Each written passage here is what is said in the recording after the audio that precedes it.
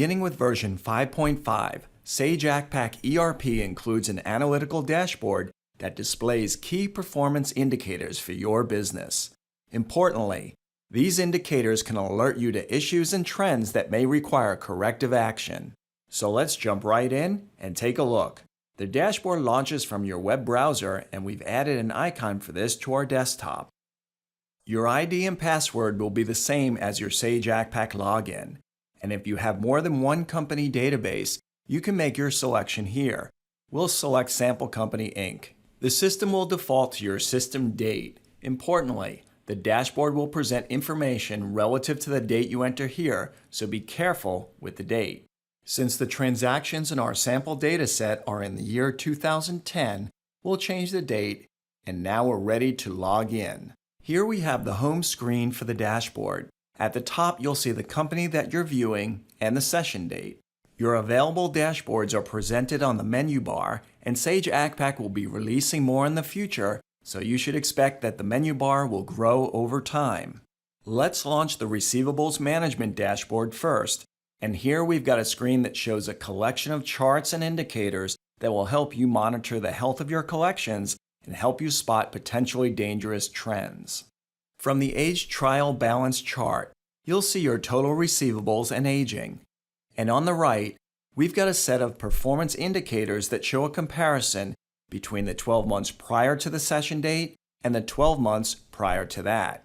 Also, note the formula buttons that reveal the specific calculation method used for the performance indicators. Moving to the summary panel, we've got net billings versus net collections and your AR balance by period that in both cases compare the current 12 months with the prior 12 months. Now let's look at the Payables Management dashboard. We're presented with an aged payables graph and gauges for days outstanding and turnover. And on the right, we've got an interactive tool that allows you to create various discount scenarios and get instant feedback on the annual percentage cost of not taking discounts on your payables. In the lower panel, you'll find a payables summary that helps you identify trends in payment processing that may require corrective actions. Now let's launch the Sales Analysis dashboard and take a look at what it shows us. Important on the minds of management are the net sales of your top 10 customers for the current and prior year to date. Note that the information presented here is based on the settings you've specified in the Processing tab of the Order Entry Options form. Moving to the sales summary, we can see year-to-date net sales by customer group, which in our sample data shows retail versus wholesale customers.